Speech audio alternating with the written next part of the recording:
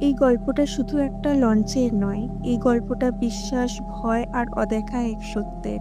একদিন অফিস থেকে ফিরতে দেরি হয়ে যায় অর্জুনের। ট্রেন মিস করে, তাই শেষ ভরসা নদীর লঞ্চ। ঘাটে পৌঁছে দেখে চারপাশ অদ্ভুত শান্ত, লোক কম, বাতাস ভারী। ঠিক তখন দূর থেকে ভেসে আসে লঞ্চের হুইসেল।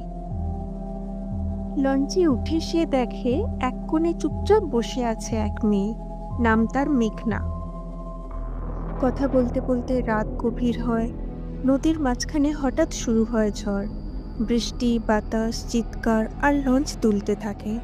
একটা বিকট শব্দ, সব অন্ধকার। অর্জুন শুধু মনে করতে পারে সে মেঘনার হাত শক্ত করে ধরেছিল। সকালে চোখ খুলে সে দেখল সে হাসপাতালে। লোকজন বলল এই রুটে তো কাল কোনো লঞ্চই চলেনি। তাহলে আসলে মেঘনা কে ছিল? আর সেই হাতের উষ্ণতা আজও কেন অনুভব করে অর্জুন? কিছু গল্প কাগজে থাকে না, সেগুলো থেকে যায় বিশ্বাসে। ভিডিওটি ভালো লাগলে লাইক করুন, আপনার মতামত কমেন্টে লিখুন। আরও এমন গল্প পেতে হলে চ্যানেলটি সাবস্ক্রাইব করতে ভুলবেন না।